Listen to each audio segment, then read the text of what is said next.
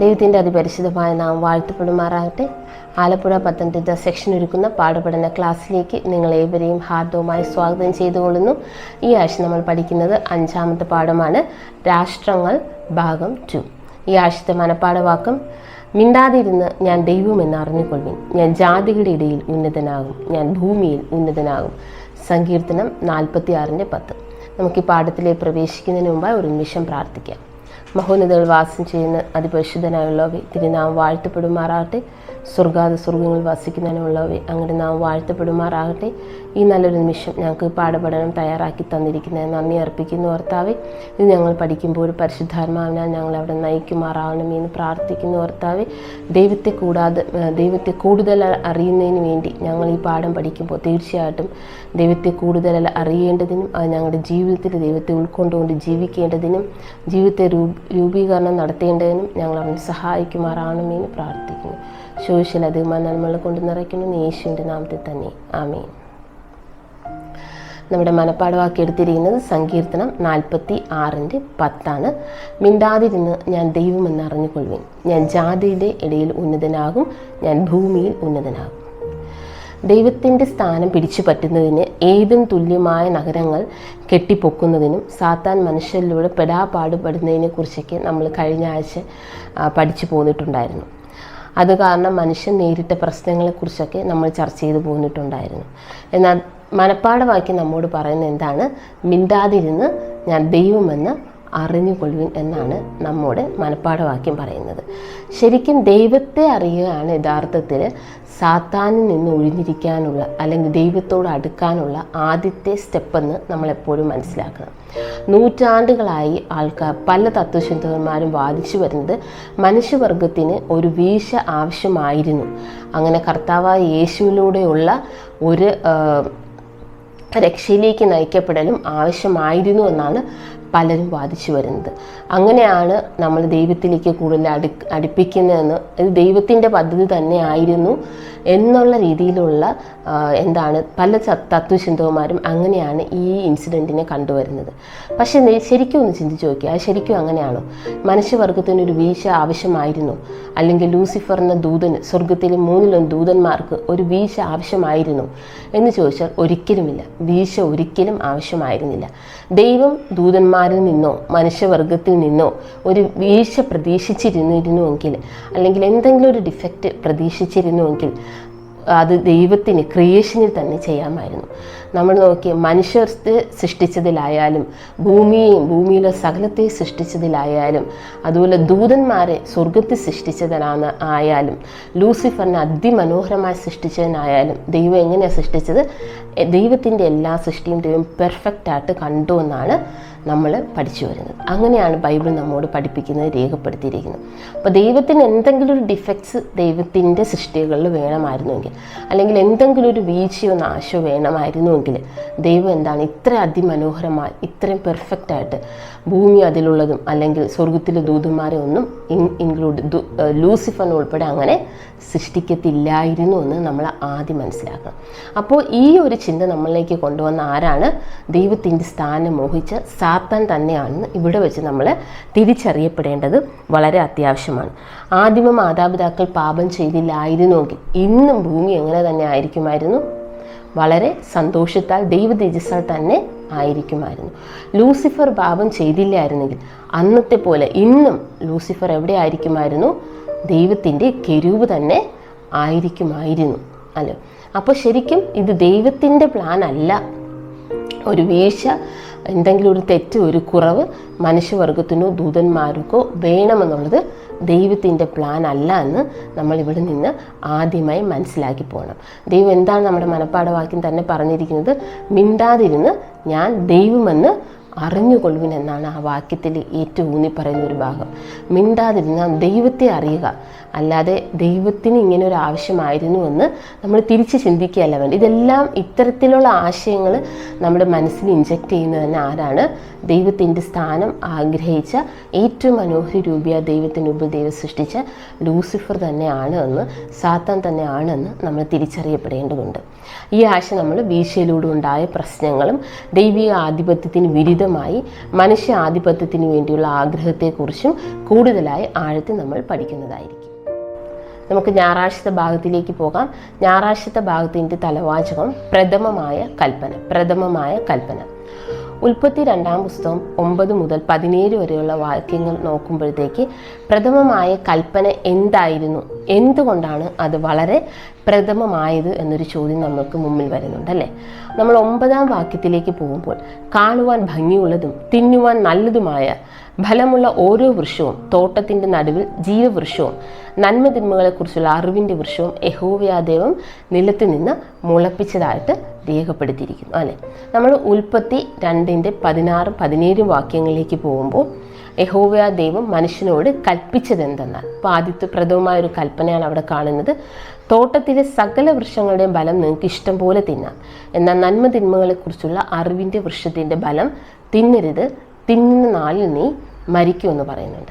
അപ്പോൾ നമ്മൾ പറഞ്ഞു എല്ലാം ഏദൻ തോട്ടത്തിൽ നിലത്തിൽ നിന്ന് മുളപ്പിച്ചു. ജീവവൃക്ഷം ഉൾപ്പെടെ നന്മ തിന്മകളുടെ വൃക്ഷം ഉൾപ്പെടെ നിലത്തിൽ നിന്ന് മുളപ്പിക്കുകയും എല്ലാം കഴിക്കാൻ അനുവാദം കൊടുക്കുകയും ഈ നന്മ തിന്മകളെക്കുറിച്ചുള്ള ഫലം മാത്രം കഴിക്കരുതെന്ന് ആവശ്യപ്പെടുകയും ചെയ്തതായിട്ട് നമ്മളിവിടെ കാണുന്നുണ്ടല്ലേ. എന്തുകൊണ്ടാണ് അത് വളരെ പ്രധാനമേറിയത് എന്ന് നമ്മളൊന്ന് ചിന്തിച്ച്. അപ്പോൾ ദൈവത്തിൻ്റെ ഒരു കൽപ്പനയാണ് അത്. ആ ഒരു ഫലം ഭക്ഷിക്കാതെ വേറെ എല്ലാം ഭക്ഷിച്ചോളാനുള്ള ഒരു കൽപ്പനയായിരുന്നു. പക്ഷേ എന്തുകൊണ്ടാണ് അത് ഇത്ര പ്രധാനമായി തീർന്നതെന്ന് നോക്കുമ്പോൾ, ഈ ഒരു കൽപ്പന മുഖാന്തരം ദൈവത്തോട് ദൈവത്തെ അനുസരിക്കാതിരിക്കുന്നു എന്ന് ദൈവം യഥാർത്ഥത്തിൽ ശോധന ചെയ്ത് നോക്കുകയായിരുന്നു.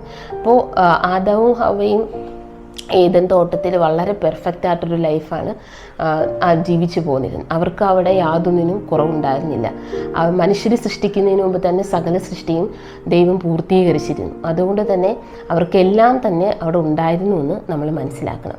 പക്ഷേ ഈ ഒരു അനുസരണക്കേട്, അനുസരിക്കാതിരിക്കണോ എന്നുള്ളത് ദൈവം ഈ ഒരു ബലവൃക്ഷത്തിലൂടെ എല്ലാം നൽകപ്പെട്ട പെർഫെക്റ്റായി സൃഷ്ടിക്കപ്പെട്ട് അവർ ചെയ്യുമോ എന്നുള്ളത് ഒന്ന് പരീക്ഷിച്ചതായിട്ട് നമ്മൾ കാണുന്നുണ്ടല്ലേ. അപ്പം ഈ ഒരു കൽപ്പനാലംഘനം എന്ത് സംഭവിച്ചു? ഈ ഒരു കൽപ്പനാലംഘനം പാപത്തിലേക്ക് വഴിതെളിക്ക് ചെയ്തു.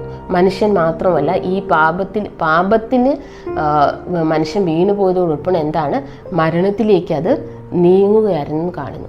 അന്നേ വരെ ഏദൻ തോട്ടത്തിൽ നടന്നിട്ടില്ലാത്തതായിരുന്ന സംഭവമായിരുന്നു പാപത്തിന് ശേഷം അവിടെ നടന്നത്.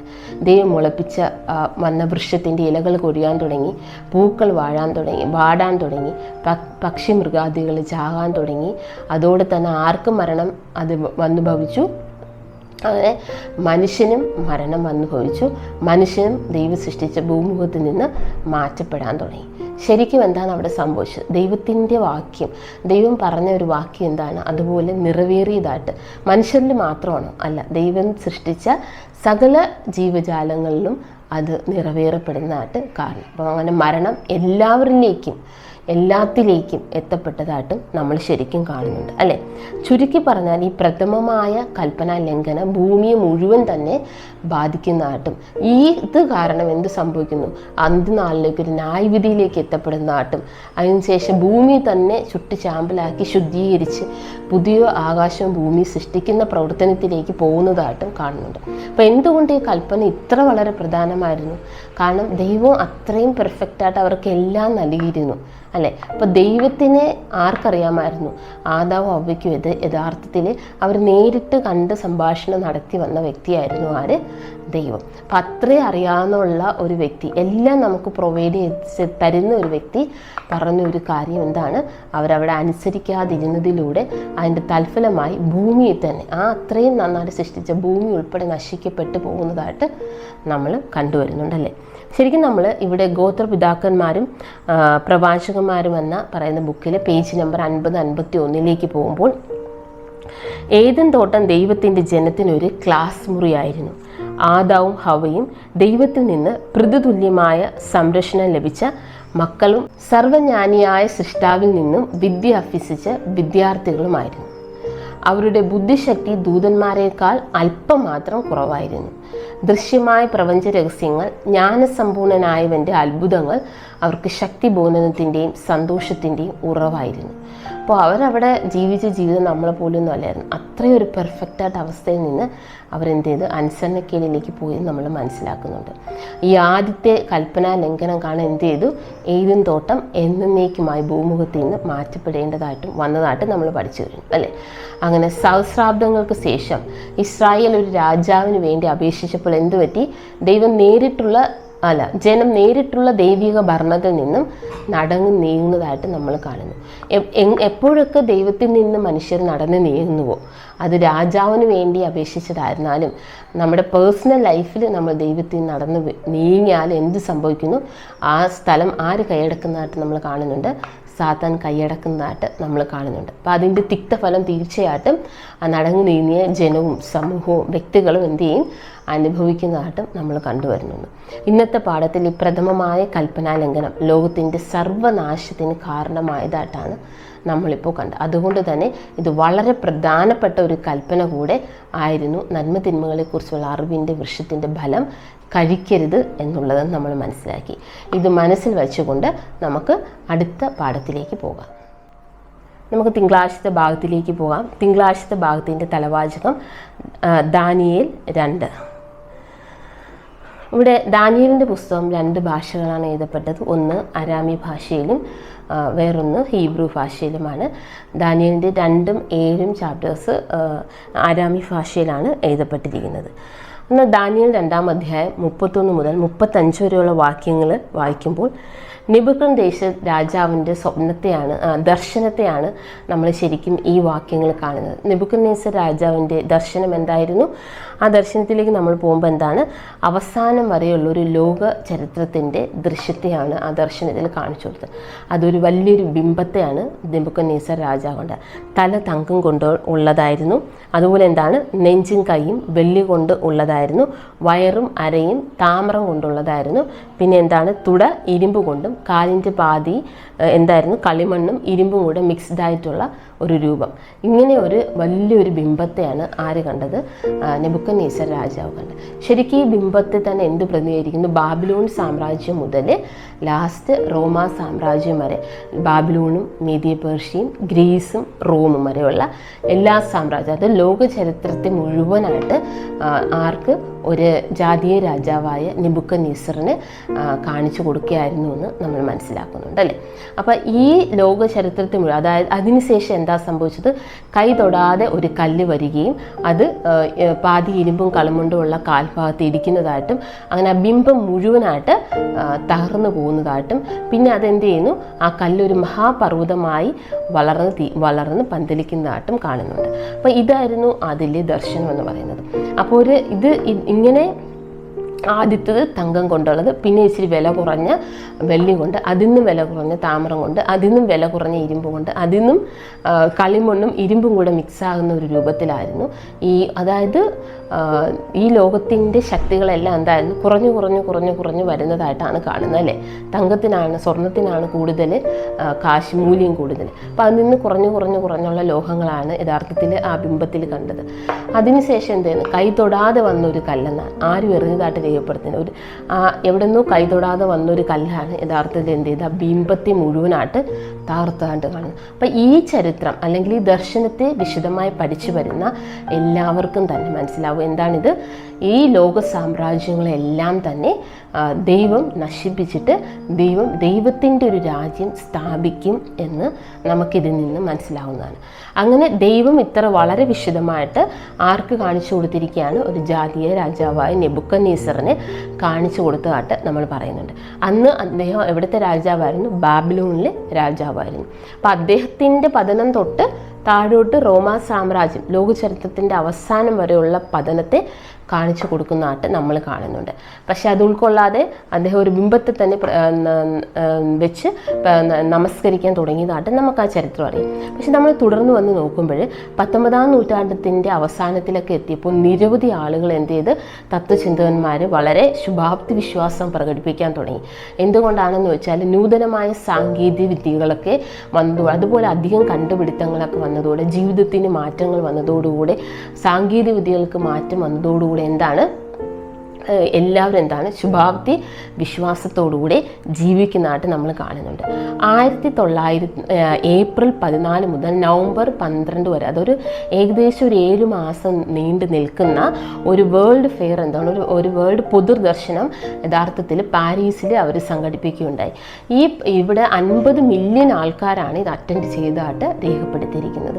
ഇത് അവർ എന്ത് ചെയ്തു, അന്ന് വരെ അവർ കണ്ടുപിടിച്ച കണ്ടുപിടുത്തങ്ങളെല്ലാം ഇതിൽ പ്രദർശിപ്പിക്കുകയും അവർ കൊണ്ടുവന്ന എല്ലാ ആധുനികമായ എല്ലാ രീതികളും അല്ലെങ്കിൽ സാങ്കേതിക വിദ്യകളെയൊക്കെ അതിൽ പ്രദർശിപ്പിക്കുകയും ഇനി മുന്നോട്ട് അവർ എന്ത് ചെയ്യാൻ പോകുന്നു എന്നുള്ളതൊക്കെ അതിൽ പ്രദർശിപ്പിക്കുകയും അങ്ങനെ എന്താണ് ലോകത്തെ അവർക്ക് കീഴടക്കാൻ പറ്റും അല്ലെങ്കിൽ മനുഷ്യന് കീഴടക്കാൻ പറ്റും എന്നുള്ള ആശയത്തോടു കൂടി എന്ത് ചെയ്തിരുന്നു. ശരിക്കും എന്താണ് നമ്മൾ നോക്കുമ്പോൾ ബാബേൽ ടവർ നിർമ്മിച്ചത് നമുക്കറിയാം അല്ലെ, ദൈവത്തിനെതിരെ മത്സരിച്ചുകൊണ്ട് സ്വർഗം വരെ എത്തുന്ന ഒരു ടവർ നിർമ്മിച്ചായിരുന്നു, എത്തുന്ന രീതിയിലാണ് അവരത് പണിയെടുപ്പിക്കാൻ തുടങ്ങിയത് അല്ലേ. അതുപോലെ എപ്പോഴും മനുഷ്യൻ എന്താണ് ഒരു മത്സര സ്വഭാവം പ്രകടിപ്പിക്കുന്നതായിട്ട് ഇതൊക്കെ വായിക്കുമ്പോൾ നമുക്ക് മനസ്സിലാകും. അപ്പോൾ ഇങ്ങനെ അവർ അത് ചെയ്യുകയും അപ്പോൾ ഒത്തിരി പേര് എന്ത് സംഭവിച്ചു, ശുഭാപ്തി വിശ്വാസമുള്ള മനുഷ്യരായി തീർന്നു അല്ലേ. അതായത് ലോകത്തിന് ഒന്നും സംഭവിക്കാൻ പോകുന്നില്ല, നമുക്ക് എന്നേക്കുമായി ഇങ്ങനെ വളരെ സന്തോഷമായി ജീവിക്കാം എന്നൊരു നിലയിൽ മനുഷ്യൻ ചിന്തിക്കാൻ തുടങ്ങി. പക്ഷേ 20-ാം നൂറ്റാണ്ടിൻ്റെ ആദ്യത്തിലൊക്കെ അങ്ങനെ ചിന്തിച്ചെങ്കിൽ 20-ാം നൂറ്റാണ്ടിൻ്റെ അവസാനത്തോട് തന്നെ 1-ാം ലോക മഹായുദ്ധം കടന്നു വരികയും എന്ത് ചെയ്തു, 200 മില്യൺ ആൾക്കാർ തന്നെ അവിടെ നഷ്ടമാവുകയും അങ്ങനെ എന്താണ് ആ ശുഭാപ്തി വിശ്വാസത്തിന് ഒരു കൈമോശം വരികയും ചെയ്തതായിട്ട് നമ്മൾ കാണുന്നുണ്ടല്ലേ. അപ്പോൾ ഇങ്ങനെ അവരുടെ എന്താണ് ആ സ്വപ്നങ്ങളൊക്കെ താറുമാറായത് നമ്മൾ കാണുന്നുണ്ട്. ശരിക്കും നമ്മൾ നോക്കിയാൽ നമ്മുടെ ഇന്നത്തെ ലോകം എത്ര തന്നെ നൂതനമായ സാങ്കേതിക വിദ്യകൾ കണ്ടുപിടിച്ചാലും നമ്മൾ എന്താണ് സാങ്കേതികമായി നമ്മൾ എത്ര മുന്നേറിയാലും സദാചാരപരമായി നമ്മൾ മുന്നേറുന്നില്ല എന്ന് നമ്മളെപ്പോഴും ചിന്തിക്കണം. ഇന്നത്തെ കാലഘട്ടം മാത്രം എടുത്ത് നോക്കുമ്പോൾ ഇപ്പോൾ AI ആർട്ടിഫിഷ്യൽ ഇൻ്റലിജൻസ് എന്ന് പറഞ്ഞ സാങ്കേതിക വിദ്യ കണ്ടുപിടിച്ചതോടുകൂടെ മനുഷ്യന് എന്തും ചെയ്യാം എന്നൊരു നിലയിൽ ആയിത്തീർന്ന അവസ്ഥയിലാണ് നമ്മളിപ്പോൾ കാണുന്നത് അല്ലേ. അപ്പോൾ ഏത് സഹായത്തോടെ ഒത്തിരി കാര്യങ്ങൾ കണ്ടുപിടിക്കാനും ചെയ്യാനും കഴിയുന്ന ഒരവസ്ഥയിലാണ് ഇന്നത്തെ ആധുനിക സമൂഹം നിലനിൽക്കുന്നത്. അപ്പോൾ ഇവരോട് നമ്മൾ ചെന്ന് പറയുകയാണ് ലോകം ഇങ്ങനെയൊക്കെ നശിച്ച് ദൈവരാജ്യം സ്ഥാപിക്കുന്ന അവർക്കത് ഉൾക്കൊള്ളാൻ കൂടെ കഴിയാത്തൊരു തരത്തിലാണ് ഇന്നത്തെ ലോകത്തിൻ്റെ പോക്കെന്ന് നമ്മൾ മനസ്സിലാക്കുന്നുണ്ട്. പക്ഷേ എന്താണ് നമ്മൾ ഓർക്കണം, എപ്പോഴും നെബൂഖദ്നേസർ രാജാവിൻ്റെ ആ സ്വപ്നത്തിൽ ലാസ്റ്റ് എന്ത് വരുന്നു, കൈതൊടാതെ വന്നൊരു കല്ല് ആ ബിംബത്തെ മുഴുവനായിട്ട് അല്ലെങ്കിൽ അതിൻ്റെ കാല് വന്നിരിക്കുമ്പോൾ ആ ബിംബം മുഴുവനായിട്ട് തകർക്കപ്പെടുന്നതായിട്ടും പിന്നെ ആ കല്ലാണ് എന്ത് ചെയ്യുന്നത്, വളർന്നൊരു മഹാപർവ്വതമായി തീർന്ന് ഭൂമിയിലൊക്കെ നിറഞ്ഞതായിട്ടും ദൈവം കാണിച്ചു കൊടുത്തു നമ്മളെപ്പോഴും ഓർത്തിരിക്കേണ്ടത്. അതുകൊണ്ട് തന്നെ ആ AI അല്ല, ഇനി എന്ത് സാങ്കേതിക വിദ്യ വന്നാലും എന്താണ് ദൈവത്തിൻ്റെ രാജ്യം ദൈവം സ്ഥാപിക്കുക തന്നെ ചെയ്യുമെന്ന്, ഇത് സ്ഥാപിക്കാൻ പോകുന്ന ദൈവം തന്നെ മുൻകൂട്ടി നമ്മെ വെളിപ്പെടുത്തിയിരിക്കുന്നുവെന്ന് നമ്മൾ ഓർക്കണം. അതുകൊണ്ടാണ് സങ്കീർത്തനക്കാരൻ 46 പറഞ്ഞത് എന്താണ്, മിണ്ടാതിരുന്ന് ഞാൻ ദൈവമെന്ന് അറിഞ്ഞുകൊള്ളുവിൻ, ഞാൻ ജാതികളുടെ ഇടയിൽ ഉന്നതനാവും, ഞാൻ ഭൂമിയിൽ ഉന്നതനാകുമെന്ന് നമ്മോട് മുന്നേ അറിയിച്ചിരിക്കുന്നത്. ലോകത്തിൽ അങ്ങനെ പല സാങ്കേതിക വിദ്യകളും പലതും നടക്കുമെങ്കിലും എന്താണ് ശരിക്കും ദൈവത്തിൻ്റെ രാജ്യത്തെ സ്ഥാപിക്കും.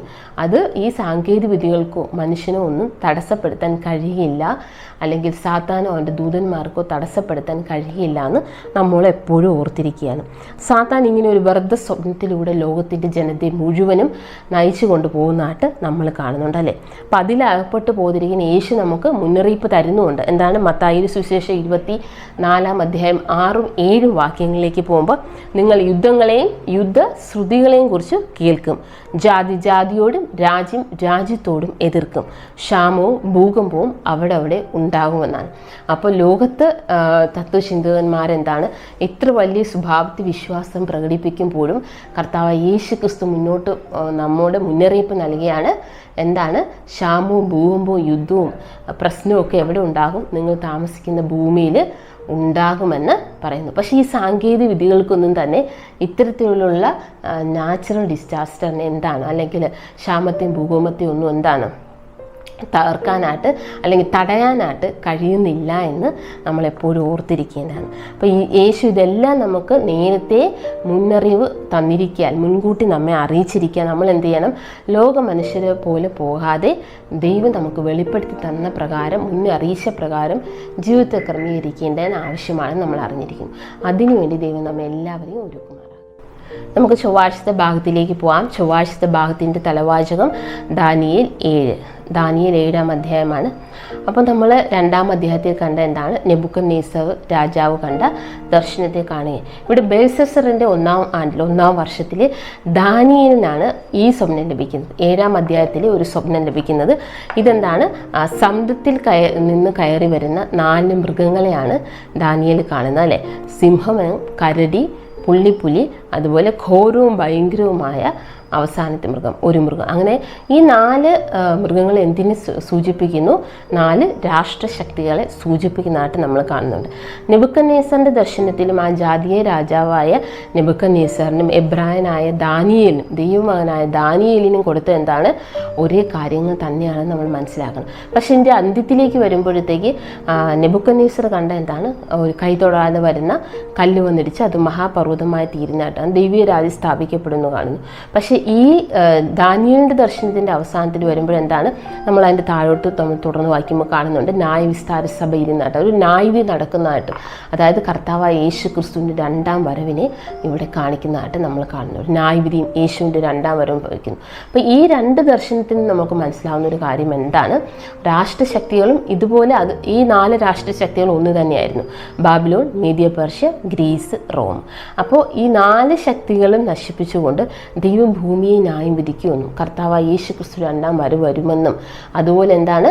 ദൈവിക രാജ്യം ഭൂമിയിൽ സ്ഥാപിക്കപ്പെടുമെന്നും ഈ 2 അധ്യായങ്ങളും നമ്മെ ബോധ്യപ്പെടുത്തി തരുന്നുണ്ട് അല്ലേ. ഇവിടെ ദാനിയേൽ 7-ാം അധ്യായം 3-ാം വാക്യത്തിലേക്ക് നോക്കുമ്പോൾ അപ്പോൾ വ്യത്യസ്തമായ 4 മഹാമൃഗങ്ങൾ സമുദ്രത്തിൽ നിന്ന് കരയേറി വന്നു എന്ന് നമ്മൾ കാണുന്നു. അപ്പോൾ ജനവാസ മേഖലയിൽ നിന്നാണ് സമുദ്രം നമ്മൾ സൂചിപ്പിക്കുക എപ്പോഴും എങ്ങനെയാണ്? ജനവാസ മേഖലയിൽ നിന്നാണ്. അപ്പോൾ ജനത്തിൻ്റെ ഇടയിൽ നിന്ന് തന്നെയാണ് ഈ 4 രാഷ്ട്രശക്തികൾ കടന്നു വരുന്നതായിട്ട് നമ്മൾ കാണുന്നത്. അപ്പോൾ ദൈവജനം ജാതികളെ പോലെ ജീവിക്കാൻ തിരഞ്ഞെടുത്തത് കാരണം എന്താണ്? ഇപ്പോഴെന്താണ്? ജാതികളുടെ പ്രശ്നങ്ങൾ ദൈവജനത്തിൻ്റെ പ്രശ്നങ്ങൾ കൂടെ ആയിത്തീരുന്നു. ആദ്യമൊക്കെ ദൈവം തന്നെ ദൈവജനത്തെ നയിക്കപ്പെട്ടിരുന്നു അല്ലേ. അതുകൊണ്ട് ജാതികൾ നേരിട്ട പ്രശ്നങ്ങൾ അധികം നേരിട്ടിരുന്നില്ല. എപ്പോഴൊക്കെ ദൈവജനം ജാതികളെ പോലെ ജീവിക്കാൻ തുടങ്ങിയോ അപ്പോൾ ജാതികൾ നേരിടുന്ന പ്രശ്നങ്ങൾ ആരും നേരിടുന്നുണ്ട്? ദൈവജനവും നേരിടുന്നതായിട്ട് നമ്മൾ കാണുന്നുണ്ട് അല്ലേ. അപ്പോൾ എന്താണ് ഇവിടെ? സിംഹത്തോട് സദൃശവും കഴുകിൻ ചിറകുള്ളതുമാണ് ആദ്യത്തെ മൃഗം. ദാനിയേൽ നോക്കിക്കൊണ്ടിരിക്കെ അതിൻ്റെ ചിറക് പറഞ്ഞുപോയി. അത് നിലത്ത് നിന്ന് പൊക്കി മനുഷ്യനെ പോലെ നിവർത്തി നിർത്തി അതിന് മാനുഷ്യ ഹൃദയം കൊടുത്തു. അപ്പോൾ നമ്മൾ കാണുന്ന സിംഹമാണെങ്കിലും അതിന് കഴുകിൻ്റെ അതതിൻ്റെ വേഗതയെ സൂചിപ്പിക്കുന്നു. കഴുകിൻ്റെ ചിറകുള്ളതായിരുന്നു. അപ്പോൾ വളരെ ശക്തമായ ഒരു രാഷ്ട്രമായിരുന്നു ഏത് രാഷ്ട്രം? ബാബിലോൺ എന്ന് നമ്മൾ മനസ്സിലാക്കുന്നു. ബാബിലോണിൻ്റെ സ്വഭാവം തന്നെ എന്താണ്? ദൈവത്തിനെതിരെ എപ്പോഴും പ്രവർത്തിച്ചു കൊണ്ടിരിക്കുന്ന മത്സര സ്വഭാവമുള്ള ഒരു ശക്തമായ രാഷ്ട്രമായിരുന്നു അല്ലേ. അതിന് നോക്കിക്കൊണ്ടിരിക്കുക എന്ത് സംഭവിച്ചു? ആ ചിറകൾ അറ്റുപോയത്, അതായത് അതിൻ്റെ ബലവും ശക്തിയും കുറഞ്ഞതായിട്ട് നമ്മൾ കാണുന്നുണ്ട്. അപ്പോൾ ബാബിലോണിൻ്റെ ബലവും ശക്തിയും കുറഞ്ഞപ്പോൾ എന്താണ് സംഭവിച്ചത്? അടുത്ത സാമ്രാജ്യത്തിന് അത് വഴി തെളിച്ചു എന്ന് കാണുന്നു.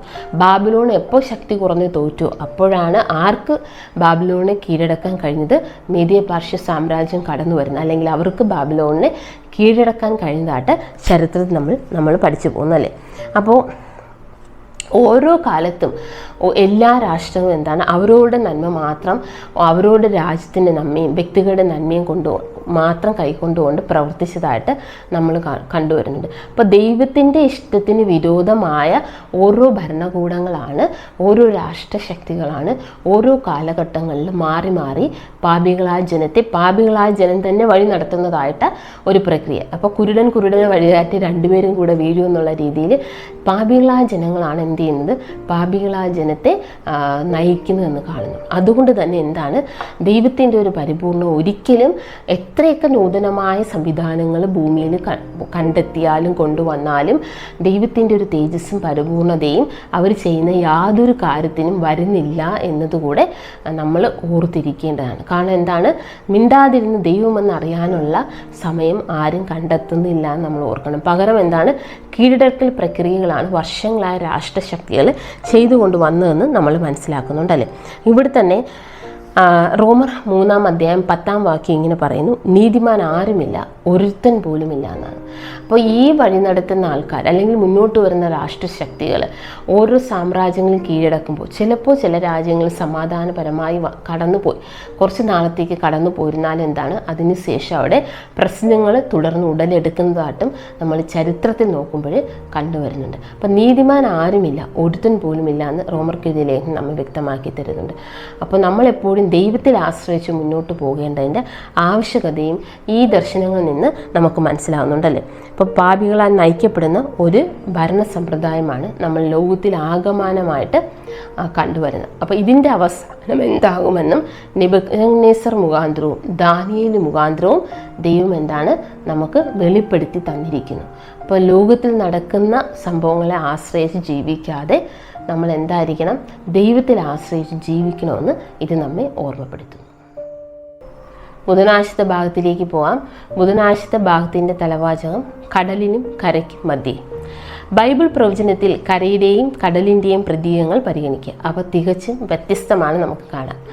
കര പ്രതിനിധീകരിക്കുന്നത് ദൈവിക ഭരണകൂടത്താൽ സ്ഥാപിക്കപ്പെട്ട ദൃഢതയുള്ള ഒരു സ്ഥലമാണ്. എന്നാൽ കടൽ, അതായത് കടൽ എന്ന് പറയുമ്പോൾ വെള്ളം, കടൽ പ്രതിനിധീകരിക്കുന്നത് മനുഷ്യൻ്റെ അഹങ്കാരത്താൽ സ്ഥാപിക്കപ്പെട്ട ഉറപ്പില്ലാത്തതും താറുമാറായ രാഷ്ട്രങ്ങളെയാണ്. നമ്മൾ വെളിപ്പാടിൻ്റെ പ്രവചനം 12-ാം അധ്യായം 15-16 വാക്യത്തിലേക്ക് നോക്കുമ്പോൾ, സർപ്പം സ്ത്രീയെ ഒഴുക്കിക്കളയേണ്ടതിന് അവളുടെ പിന്നാലെ തൻ്റെ വായിൽ നിന്ന് നദിയെപ്പോലെ വെള്ളം ചാടിച്ചു. എന്നാൽ ഭൂമി സ്ത്രീക്ക് തുണനിന്നു. മഹാസർപ്പം വായിൽ നിന്ന് ചാടിച്ച നദിയെ ഭൂമി വായ് തുറന്ന് വിഴുങ്ങിക്കളഞ്ഞു എന്ന് നമ്മൾ കാണുന്നുണ്ട്.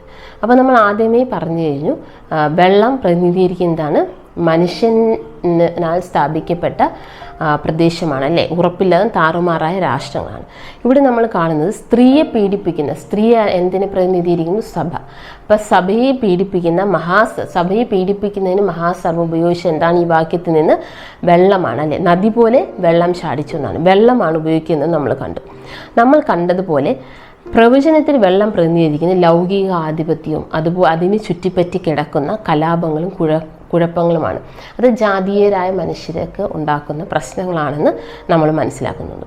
അതുകൊണ്ട് തന്നെയാണ് നമുക്ക് സാത്താൻ എങ്ങനെയാണ് ജനങ്ങളെ അവിടെ പ്രചോദനത്താൽ, അതായത് ജനങ്ങളെ സാത്താന് മുന്നിൽ നിർത്തിക്കൊണ്ട് സാത്താൻ എങ്ങനെയാണ് ദൈവിക സഭയ്ക്കെതിരെ അല്ലെങ്കിൽ ദൈവത്തിൻ്റെ ജനത്തിനെതിരെ പീഡനങ്ങൾ അഴിച്ചുവിട്ടതെന്ന് നമ്മൾ സഭാചരിത്രത്തെക്കുറിച്ചും ക്രിസ്തീയ ചരിത്രത്തെക്കുറിച്ചും വായിക്കുമ്പോൾ നമുക്ക് നന്നായിട്ട് മനസ്സിലാവുന്നതാണല്ലേ. അങ്ങനെ ഒരു പീഡനത്തിൻ്റെ കാലഘട്ടം തന്നെ എന്തായിരുന്നു? ഭൂമിയിൽ അന്ധകാരയുഗം എന്ന ഒരു കാലഘട്ടം തന്നെ ഭൂമിയിൽ നിലനിന്നതായിരുന്നായിട്ട് നമ്മൾ കാണുന്നത്. ഈ വർഷങ്ങൾക്ക് മുഴുവൻ എന്തായിരുന്നു സംഭവിച്ചത്? ഈ വർഷത്തിൽ മുഴുവൻ എന്താണ്? ക്രിസ്ത്യാനികളെ, അതായത് ദൈവത്തെ യഥാർത്ഥമായി ആരാധിക്കുന്നവരെ തിരഞ്ഞു പിടിച്ച് കൊല്ലുന്നതായ ഒരു സമ്പ്രദായമാണ് നമ്മൾ കണ്ടുവന്നിരുന്നത്. എന്നാൽ നമ്മൾ തുടർന്ന് നോക്കുമ്പോഴേ ഇത് ശരിയാണെന്നുള്ള ധാരണയിൽ വെച്ചാൽ കരയെയും കടലെയും കുറിച്ചുള്ള ഈ ധാരണ ശരിയാണെങ്കിൽ അമേരിക്കൻ റിപ്പബ്ലിക്കിൻ്റെ സ്ഥാപനത്തിനെ കുറിച്ച് എന്ത് പറയുന്നു എന്നാണ് നമ്മുടെ പാഠഭാഗത്തിലെ ക്വസ്റ്റ്യൻ. അപ്പോൾ നമ്മളിപ്പോൾ ഇത് പഠിച്ചു കഴിഞ്ഞിട്ടുണ്ട്. സഭയെ നശിപ്പിക്കാൻ വേണ്ടി സാത്താൻ ജനങ്ങളെ തന്നെ സ്വാധീനിച്ചുകൊണ്ട് എന്ത് ചെയ്തു? ദൈവത്തെ അനുസരിക്കുന്ന ജനതയെ മുഴുവൻ നശിപ്പിച്ചതായിട്ടും പീഡിപ്പിച്ചതായിട്ടും കാണുന്നുണ്ട്. അപ്പോൾ എങ്ങനെയാണ് അമേരിക്കൻ റിപ്പബ്ലിക്ക് എന്നൊരു സ്ഥാപനം അല്ലെങ്കിൽ അമേരിക്കൻ ഐക്യനാടുകൾ വന്നത് നോക്കുമ്പോഴത്തേക്ക് വർഷങ്ങളായി പീഡനം അനുഭവിച്ചു കൊണ്ട് വന്നവരെന്തായിരുന്നു? അമേരിക്കൻ സ്ഥലത്ത് ജനവാസ മേഖല അധികം ഇല്ലാതിരുന്ന സ്ഥലമാണ്. ആൾക്കാരെല്ലാം എന്ത് ചെയ്തു? ആ സ്ഥലത്തേക്ക് കുടിയേറി പാർക്കാനുണ്ട്. അതായത് പീഡനം സഹിക്കാൻ വയ്യാതെ ആൾക്കാർ അവരേക്ക് ഓടി രക്ഷപ്പെട്ട് കുടിയേറി പാർത്തിരുന്നു അല്ലേ. അങ്ങനെയാണ് അവിടെ ജനം സാന്ദ്രതയുള്ള ഒരു സ്ഥലമായി മാറിയത്. അങ്ങനെയാണ് അതെല്ലാം നല്ല ജനവാസ മേഖലയായി മാറിയത്. തുടർന്ന് എന്ത് ചെയ്തു? അത് അമേരിക്കൻ ഐക്യനാടുകൾ റിപ്പബ്ലിക്കായി പ്രഖ്യാപിക്കപ്പെടുകയായിരുന്നു. അതായത് അപ്പോൾ അമേരിക്ക സ്ഥാപിക്കപ്പെട്ടപ്പോൾ അവിടെ ഉള്ളവർ ആരായിരുന്നു എന്നറിയുന്നു? ദൈവത്തെ യഥാർത്ഥമായി ഫോളോ ചെയ്തിരുന്ന, ക്രിസ്തുവിനെ യഥാർത്ഥമായി അനുസരിച്ചിരുന്ന ക്രിസ്ത്യാനികളായിരുന്നു എന്ന് നമ്മൾ പ്രത്യേകം ഓർക്കണം. അപ്പോൾ ക്രിസ്ത്യാനികളായിരുന്നു അവിടെ അന്നുണ്ടായിരുന്നത്. അവരാണ് അവിടെ അഭയം തേടിയിരുന്നത്. അപ്പോൾ അവർ എങ്ങനെ തന്നെ ആരാധിച്ചു വന്നിരുന്നു? ദൈവത്തെ യേശു പറഞ്ഞ അനുസരിച്ച്, കൽപ്പനകൾ അനുസരിച്ച് ആരാധിച്ച് വന്നവരായിരുന്നു നമ്മൾ മനസ്സിലാക്കണം. പക്ഷെ നമ്മൾ വെളിപ്പാടിൻ്റെ പ്രവചനം 13-ാം അധ്യായം 11-ാം വാക്യത്തിലേക്ക് പോകുമ്പോൾ ഈ കുഞ്ഞാടിനെ പോലുള്ള മൃഗം, അതായത് ക്രിസ്തുവിനെ ഫോളോ ചെയ്തു വന്നിരുന്ന ഈ ചെറു രാജ്യമായിരുന്നു അമേരിക്കൻ റിപ്പബ്ലിക് അല്ലെങ്കിൽ അമേരിക്കൻ ഐക്യനാടെന്നാണ്. ഈ കുഞ്ഞാടിനെ പോലെയുള്ള മൃഗം എന്ത് ചെയ്തു? ഒരു ദിവസം മഹാസർപ്പത്തെ പോലെ സംസാരിക്കും എന്ന് രേഖപ്പെടുത്തിയിരിക്കുന്നു. അപ്പോൾ പ്രവചനമെല്ലാം നമുക്ക് മുൻകൂട്ടി പറഞ്ഞു തന്നിരിക്കുകയാണ് അല്ലേ. ഈ ക്രിസ്ത്യാനികളെ നന്നായിട്ട് വന്നിരുന്ന സ്ഥലത്ത് എന്ത് ചെയ്യുന്നു? ഇതൊരു ദിവസം കുഞ്ഞാടിനെ പോലെയുള്ള ഈ രാഷ്ട്രം എന്ത് ചെയ്യുന്നു? മഹാസർപ്പത്തെ പോലെ എന്ത് ചെയ്തു? സംസാരിക്കും. മഹാസർപ്പമാണ് ആരെ പീഡിപ്പിച്ചത്? കുഞ്ഞാടിനെ പീഡിപ്പിച്ച്. ഇപ്പം കുഞ്ഞാട് തന്നെ ആരായി തീരാൻ പോവുകയാണ്? മഹാസർപ്പമായി തീരുന്നു. ഒരു കാലത്ത് ക്രിസ്ത്യാനികൾക്ക് അഭയമായിരുന്ന ഈ അമേരിക്കൻ ഐക്യനാടുകൾ അന്ത്യകാലത്ത് എന്ത് ചെയ്യുന്നുണ്ട്? മഹാസർപ്പത്തിൻ്റെ സ്വഭാവത്തിലേക്ക് തിരികുകയും ദൈവകൽപ്പന അനുസരിക്കുന്നവരെ എന്ത് ചെയ്യുന്നു? ഉപദ്രവിക്കാൻ തുടങ്ങുകയും ചെയ്യുന്നതായിട്ട് നമ്മൾ ബൈബിളിലെ വചനങ്ങൾ, പ്രവചനങ്ങൾ നമ്മെ മനസ്സിലാക്കി തരുന്നു എന്ന് നമ്മൾ മനസ്സിലാക്കി. അവർ തന്നെ എന്താണ്? അന്ന് അവർ മതപീഡനത്തിൽ നിന്ന് രക്ഷപ്പെട്ടിരുന്നു. ഇന്ന് അവർ തന്നെ പീഡകരായി മാറാൻ തുടങ്ങിയിരിക്കുന്നു എന്ന് നമ്മൾ മനസ്സിലാക്കണം. ഇതാണ് അന്ത്യകാലത്ത് നടക്കാൻ പോകുന്ന ഒരു സംഭവമെന്ന് നമ്മളിൽ നിന്ന് മനസ്സിലാക്കുന്നുണ്ടല്ലേ. അപ്പോൾ ശരിക്കും എന്താണ് ഇതെല്ലാം എന്തുകൊണ്ട് സംഭവിച്ചു എന്ന് പറയുമ്പോൾ എന്താണ്? ദൈവിക ഭരണകൂടത്തിൽ നിന്ന് മാറ്റപ്പെട്ട് മാനുഷിക ഭരണകൂടം തിരഞ്ഞെടുത്ത് ദൈവത്തെക്കാളുപരി എന്തെങ്കിലും ഭൂമിയിൽ ചെയ്യാൻ പറ്റും എന്നുള്ള കണ്ടുപിടുത്തങ്ങളിലൊക്കെ നടത്തിക്കൊണ്ട് മനുഷ്യർ മുന്നോട്ട് പോയപ്പോൾ എന്ത് ചെയ്തു? അങ്ങനെ ഒരു മത്സര സ്വഭാവം ബാബിലോണിനെ പോലെ മനുഷ്യവർഗം മുഴുവനും പ്രകടിപ്പിക്കാൻ തുടങ്ങിയല്ലേ. അപ്പം ഇതിന് തൽഫലമായ അതിൻ്റെ പരിണിത ഫലമായി എന്താണ്? ഭൂമിയിൽ ഇത്തരത്തിലുള്ള പ്രയാസങ്ങൾ കടന്നു വരാൻ തുടങ്ങി. ദൈവീയ ജനത്തിന് എന്താണ്? അത് വളരെ ദുഷ്കരമായ കാലത്തിലേക്ക് മാറാൻ തുടങ്ങിയെന്നും നമ്മൾ ഓർക്കുന്നു. ശരിക്കും എന്താണ് നമുക്കിപ്പോഴും ആവശ്യം ആരുടെ ഭരണകൂടം തന്നെയാണ്? ദൈവീയ ഭരണകൂടം തന്നെയാണ്. അത് വേറൊന്നും കൊണ്ടല്ല, നമ്മുടെ സൃഷ്ടാവ് ആരാണ്? ദൈവമായതുകൊണ്ട്. അപ്പോൾ ദൈവത്തിന് പെർഫെക്റ്റായിട്ട് സൃഷ്ടിക്കാൻ അറിയാമെങ്കിൽ ദൈവത്തിന് പെർഫെക്റ്റായിട്ട് ഭരണം നടത്താനും അറിയാമെന്ന് നമ്മളെപ്പോഴും ഓർത്തിരിക്കേണ്ടതിനാണ്. വ്യാഴാഴ്ചത്തെ ഭാഗത്തിലേക്ക് പോകാം. വ്യാഴാഴ്ചത്തെ ഭാഗത്തിൻ്റെ തലവാചകം പ്രവചനം വീണ്ടും. അപ്പോൾ അമേരിക്കൻ ഐക്യനാടായി തീർന്ന ക്രിസ്ത്യാനികളുള്ള ആ പ്രദേശത്ത് നിന്നാണ് നമ്മുടെ ശേഷിപ്പ് സഭ തന്നെ തുടങ്ങിയതായിട്ട് നമ്മൾ ചരിത്രത്തിൽ കണ്ടുവരുന്നുണ്ട്. നമ്മൾ വെളിപ്പാടിൻ്റെ 10-ാം അധ്യായത്തിലേക്ക് നോക്കുമ്പോൾ ഇവിടെ ബലവാനായൊരു ദൂതൻ വലങ്കാൽ സമുദ്രത്തിന്മേലും ഇടങ്കാൽ ഭൂമിമേലും വയ്ക്കുന്നതായിട്ട് കാണുന്നുണ്ട്. വലങ്കാല് സമുദ്രത്തിൻ്റെ മേലും ഇടങ്കാല് ഭൂമിമേലും, അതായത് വെള്ളത്തിന്മേലും അതുപോലെ കരയിന്മേലും 2 കാല് വെച്ചിരിക്കുന്ന ഒരു ദൂതനെയാണ് നമ്മൾ കാണുന്നത്.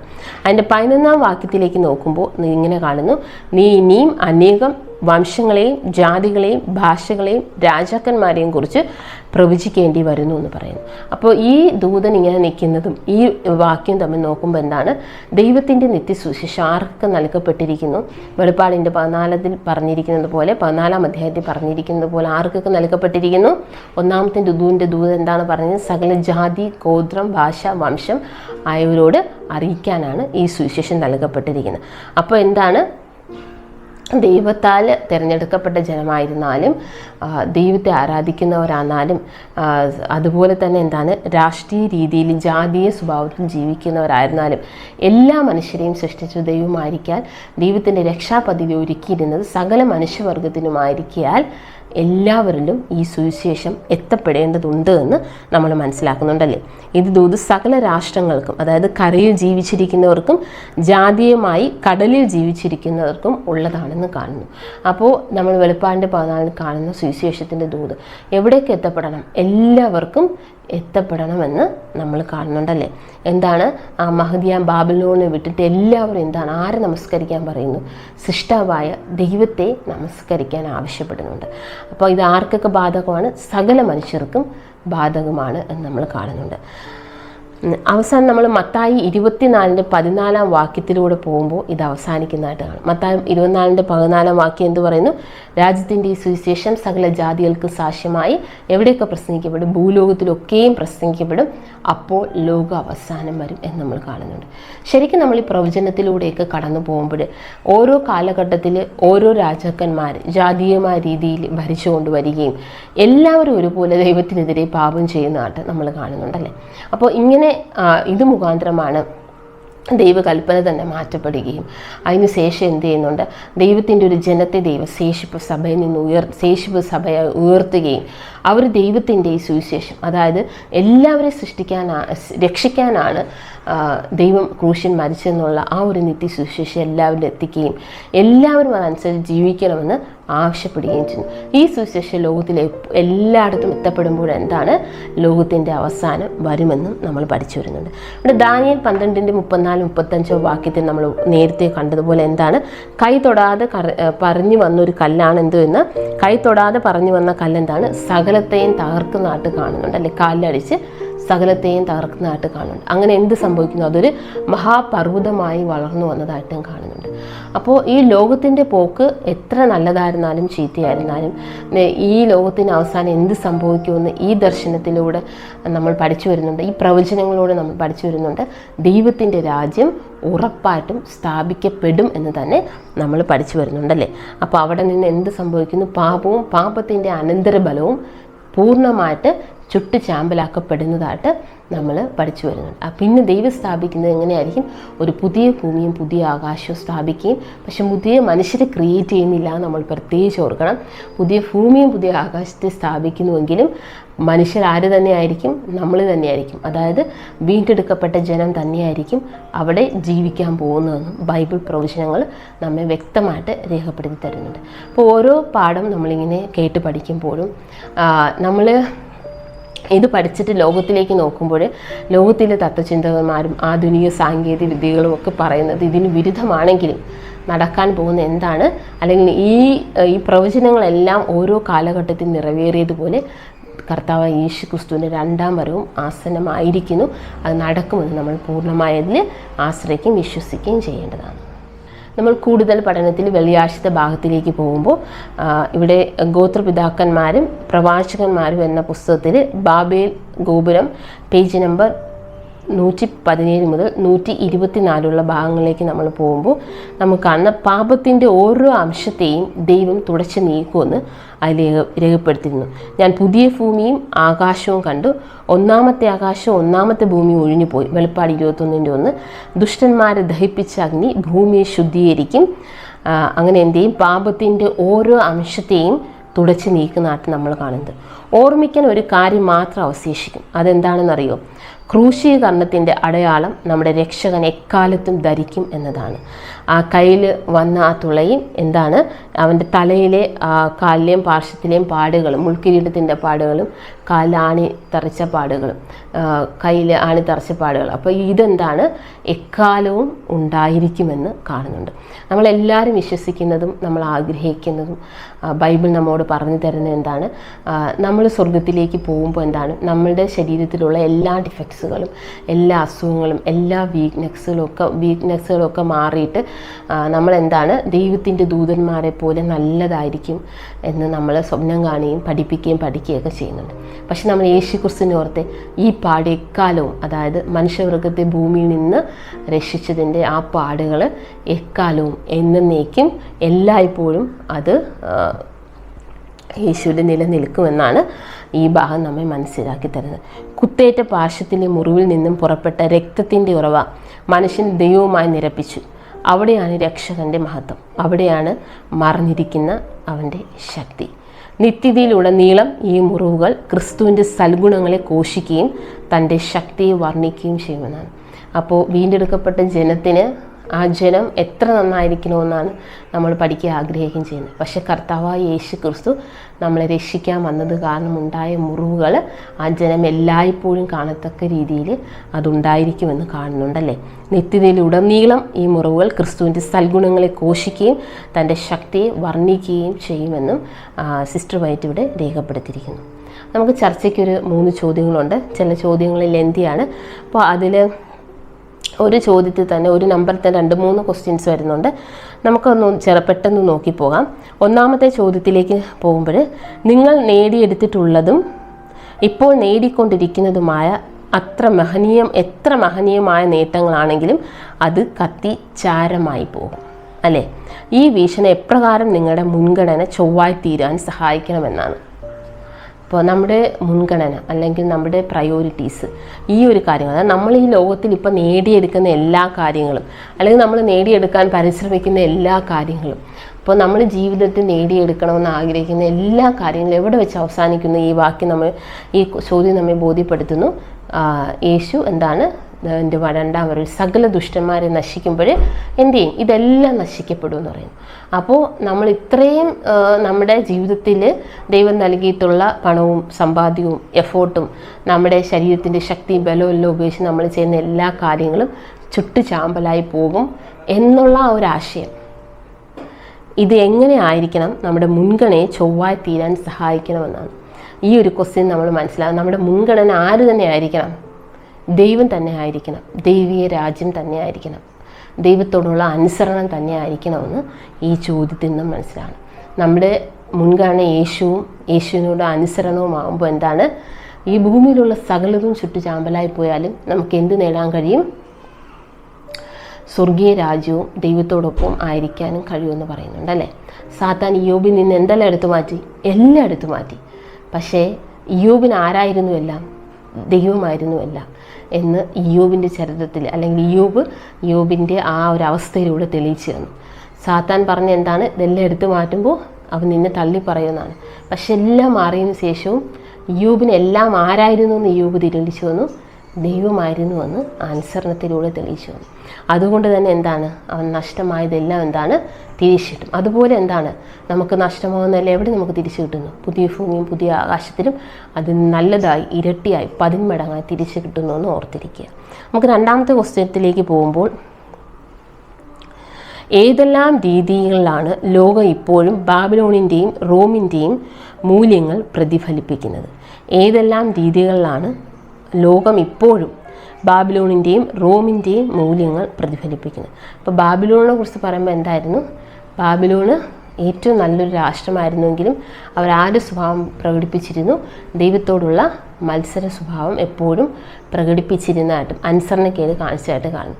അപ്പോൾ റോമിനെ നമ്മൾ എടുത്ത് നോക്കിയാലും റോമും ആരാണ്? എല്ലാവരും അവരോട് തന്നെ തന്നിഷ്ടങ്ങൾക്ക് പോവുകയും അവരോട് സ്വാർത്ഥ താല്പര്യങ്ങൾ നേടുകയും അല്ലെങ്കിൽ അവർ ദൈവമാകാൻ ശ്രമിക്കുകയും ദൈവത്തിൻ്റെ സ്ഥാനം അവർ തന്നെ സ്വന്തമായിട്ട് ഏറ്റെടുത്തുകൊണ്ട് ഭൂമിയെ ഭരിക്കാൻ ശ്രമിക്കുന്നതായിട്ടുള്ള കാര്യമാണ് നമ്മൾ ഈ ചരിത്രത്തിലുടനീളം രാഷ്ട്രങ്ങളിൽ കണ്ടുവരുന്നത്. അപ്പോൾ ഇന്നത്തെ നിലനിൽക്കുന്ന ലോകത്തും ശരിക്കും ഇതാണ് അവർ കാണിക്കുന്നത് അല്ലേ. ഇന്നത്തെ അവരുടെ മൂല്യം അതുതന്നെയാണ്. അവരെന്താണ് കാണിക്കുന്നത്?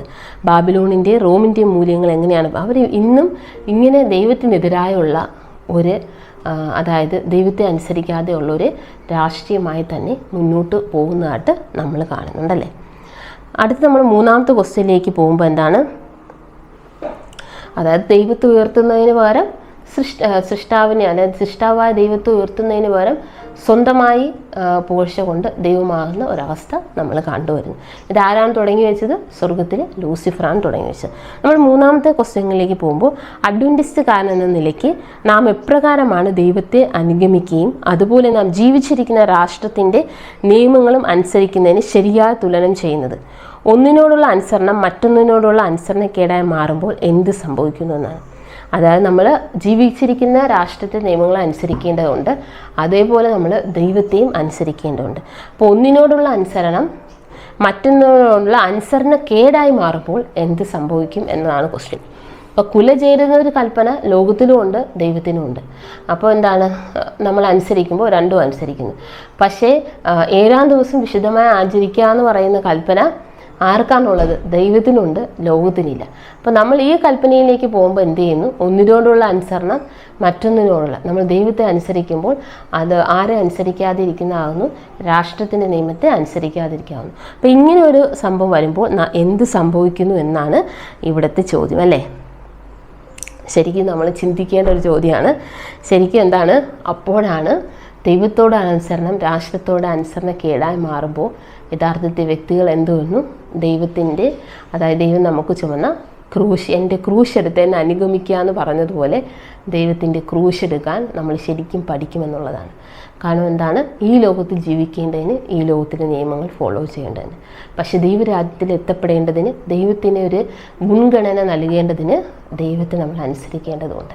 അപ്പോൾ ഇങ്ങനെ ഒരു ആശയം നമുക്ക് നമ്മൾ ഇതിലൊന്നിൽ ഏതെങ്കിലും ഒന്ന് തിരഞ്ഞെടുക്കാം എന്നുള്ള ആശയത്തിലേക്ക് നമ്മൾ എത്തപ്പെടുമ്പോൾ, അല്ലെങ്കിൽ തിരഞ്ഞെടുക്കണമെന്ന് നമ്മൾ പുഷ് ചെയ്യപ്പെടുമ്പോഴത്തേക്ക് നമ്മൾ തീർച്ചയായിട്ടും എന്താണ്? ഒന്നിൽ ദൈവത്തെ തള്ളി പറയേണ്ടതായിട്ട് വരുന്നു, ഇല്ലെങ്കിൽ എന്നെ അനുഗമിച്ച് എൻ്റെ ക്രൂശ് എടുത്ത് എന്നെ അനുഗമിക്കുക എന്നുള്ള വാക്യത്തെ പിന്തുടർന്നുകൊണ്ട് നമ്മൾ എന്ത് ചെയ്യുന്നു? ക്രൂശ് എടുക്കേണ്ടതായിട്ടും വരുന്നു. അങ്ങനെ ദൈവകൽപ്പന അനുസരിക്കുമ്പോൾ എന്തൊക്കെ ഉണ്ടാകുന്നു? ശരിക്കും എന്താകുന്നു? തീർച്ചയായിട്ടും ബുദ്ധിമുട്ടുകളും പ്രയാസങ്ങളും ജീവിതത്തിൽ കടന്നു വരുമെന്ന് ഈ വാക്യം നമ്മെ ഓർമ്മപ്പെടുത്തുന്നുണ്ട്. അപ്പോൾ ഇന്ന് ഈ ആശയം മുഴുവനായിട്ട് നമ്മൾ എന്താണ്? മനുഷ്യൻ്റെ ആധിപത്യത്താൽ ഒരിക്കലും എന്താണ്? മനുഷ്യൻ നയിക്കപ്പെടുന്നത് എന്താണ്? പാപത്താലുള്ള ഭരണാധികാരികൾ പാപികളായ മനുഷ്യരെ നയിക്കുന്നതുകൊണ്ട് തന്നെ ദൈവത്തിൻ്റെ രീതിയിൽ മാനുഷിക ഭരണകൂടം ഒരിക്കലും നീങ്ങുന്നില്ല എന്നും മാനുഷിക ഭരണകൂടത്തിന് എപ്പോഴും മത്സര സ്വഭാവവും അഹങ്കാരവും ദൈവമാകാനുള്ള അല്ലെങ്കിൽ ദൈവം ചെയ്ത പോലെ എല്ലാം ചെയ്യാനുള്ള ആഗ്രഹമാണ് നിലനിൽക്കുന്നുവെന്നും ഈ ഓരോ പാഠത്തിലൂടെ നമുക്ക് മനസ്സിലായി കഴിഞ്ഞു. അതുകൊണ്ടാണ് എങ്ങനെയൊക്കെ രാഷ്ട്രങ്ങൾ കടന്നു പോയാലും അവസാനം എന്ത് സംഭവിക്കുന്നു? ദൈവത്തിൻ്റെ ന്യായവിധി വരുമെന്നും കർത്താവായ യേശു ക്രിസ്തുവിൻ്റെ രണ്ടാം വരവ് ഉണ്ടായിരിക്കുമെന്നും അങ്ങനെ ഒരു ദൈവിക രാജ്യം സ്ഥാപിക്കപ്പെടുമെന്നും അതുവരെ മനുഷ്യർ സമ്പാദിച്ച് അല്ലെങ്കിൽ കണ്ടുപിടിച്ച എല്ലാ നൂതന ആശയങ്ങളും സാങ്കേതിക വിദ്യകളും എല്ലാം എന്താണ്? ദുഷ്ടന്മാരുള്ള ലോകത്ത് നിന്ന് ദുഷ്ടന്മാരുൾപ്പെടെ ചുട്ടുചാമ്പലായി പോകുമെന്നും പുതിയ ഭൂമിയിലും പുതിയ ആകാശത്തിലും വീണ്ടെടുക്കപ്പെട്ടൊരു സന്തോഷമായി താമസിക്കുമെന്നും അപ്പോഴെന്താണ്? പാപവും പാപത്തിൻ്റെ അനന്തരഫലവും എന്നേക്കുമായി തുടച്ചു മാറ്റപ്പെടുമെന്നൊക്കെ നമ്മൾ ഇന്നത്തെ ഭാഗത്തിൽ നിന്ന് മനസ്സിലാക്കി. അപ്പോൾ നമ്മൾ ഓരോ പാഠങ്ങൾ പഠിക്കുമ്പോഴും ദൈവത്തോട് കൂടുതലായി അടുക്കേണ്ടതിന്, അതനുസരിച്ച് ജീവിതത്തെ ക്രമപ്പെടുത്തേണ്ടതിന് ലോകം വീക്ഷിക്കുന്ന, ലോകത്തിൻ്റെ തത്വചിന്തകർ പറയുന്ന, ആധുനിക ആശയങ്ങൾ പറയുന്ന രീതിയിൽ അല്ലെങ്കിൽ സാങ്കേതിക വിദ്യകളിലേക്ക് പോകാതെ ഇതെപ്പോഴും നമ്മൾ മനസ്സിൽ വെച്ചുകൊണ്ട് ദൈവത്തിന് മുൻഗണന കൊടുത്ത് ജീവിക്കേണ്ടതിന് ദൈവം നമ്മെ ഏവരെയും സഹായിക്കുമാറാകട്ടെ. ആമേൻ. നമുക്ക് ഈ പാഠപഠനത്തിൻ്റെ അവസാനമായി ഒരു നിമിഷം പ്രാർത്ഥിച്ച് അവസാനിപ്പിക്കാം. കരുണാസമ്പന്ന നിത്യനും നീതിമാനുമായ ദൈവമേ, തിരുനാമം വാഴ്ത്തപ്പെടുമാറാകട്ടെ. പാപിയായ അടിയനും പാപിയായ ഞങ്ങൾക്കും ഇത്തരത്തിലുള്ള കാര്യങ്ങൾ മനസ്സിലാക്കാൻ ദൈവകൃപയാൽ സഹായിച്ചതിനാൽ നന്ദി അർപ്പിക്കുന്നു കർത്താവേ. ഞങ്ങളിത് പഠിപ്പിക്കുമ്പോഴും വായിക്കുമ്പോഴും മറ്റുള്ളവരോട് ഷെയർ ചെയ്യുമ്പോഴും നമ്മളും അത് ജീവിതത്തിൽ അതെപ്പോഴും ഓർത്തുകൊണ്ട് ലോകത്തിൻ്റെ നാനാമോഹങ്ങൾക്കും വശമതരായി പോകാതെ അതനുസരിച്ച് ദൈവത്തിലേക്ക് ജീവിതത്തെ ക്രമീകരിക്കേണ്ടതിനും അതുപോലെ ദൈവത്തിന് മുൻഗണന നൽകിക്കൊണ്ട് ഈ ലോകത്തിൻ്റെ മറ്റ് കാര്യങ്ങളെ, നമുക്ക് ആവശ്യമുള്ള കാര്യങ്ങളെ നേടേണ്ടതിനും ആ രീതിയിൽ ജീവിക്കേണ്ടതിനും ഞങ്ങൾ ഓരോരുത്തരെയും അവിടെ നിന്ന് പ്രാപ്തരാക്കുമാറാകണമെന്ന് പ്രാർത്ഥിക്കുന്നു കർത്താവേ. ഈ പാഠപഠനം ശ്രമിച്ച എല്ലാവരോടും ദൈവത്തിൻ്റെ സാന്നിധ്യവും കൃപയും കരുണയും അവിടെ നിന്ന് ഉണ്ടായിരിക്കുമാറാകണമെന്ന് പ്രാർത്ഥിക്കുന്നു കർത്താവേ. ദൈവമേ, ഞങ്ങളുടെ പാപങ്ങൾ അവിടെ നിന്ന് ക്ഷമിക്കുമാറാകണമെന്ന് ഞങ്ങളുടെ ചിന്തയിലും വിചാരത്തിലും പ്രവൃത്തിയിലുമൊക്കെ ദൈവത്തിന് അനിഷ്ടമായത് വന്നുപെടുകയും ചെയ്യുന്നുണ്ടെന്ന് അറിയുന്നു. അതെല്ലാം അവിടെ നീക്കം ചെയ്യുമാറാകണമെന്ന് പ്രാർത്ഥിക്കുന്നു. യേശുവിൻ്റെ രക്തത്താൽ ഞങ്ങൾ ഓരോരുത്തരെയും അവിടെ നിന്ന് കഴുകി ശുദ്ധീകരിക്കുമാറാകണമെന്ന് പ്രാർത്ഥിക്കുന്നു കർത്താവേ. നിത്യരാജ്യം സ്ഥാപിക്കപ്പെടുമ്പോൾ നിന്നോടൊപ്പം ഞങ്ങൾക്കും വരേണ്ടതിന് ഞങ്ങൾ ഒരുക്കുമാറാകണമെന്ന് ഞങ്ങൾക്ക് ജീവൻ യേശു ക്രിസ്തു നാമത്തിൽ താഴ്മയാചിക്കുന്നു. പ്രാർത്ഥന കേട്ട് അനുഗ്രഹിക്കണം പ്രിയ പിതാവേ. ആമേൻ.